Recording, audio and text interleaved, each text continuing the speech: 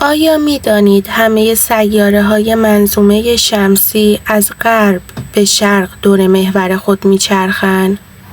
اما سیاره ناهید از شرق به غرب می چرخه. آیا می دانید غذای مورد علاقه مردم آمریکا پیتزاست و آنها میانگین روزانه 73,000 متر مربع پیتزا می خورند؟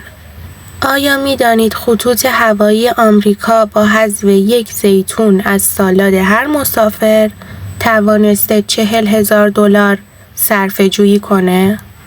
و می دونستید چینی ها بیشتر از آمریکایی ها انگلیسی بلدن؟ و همچنین می دونستید کهکشان راه شیری بیش از 100 میلیون ستاره داره؟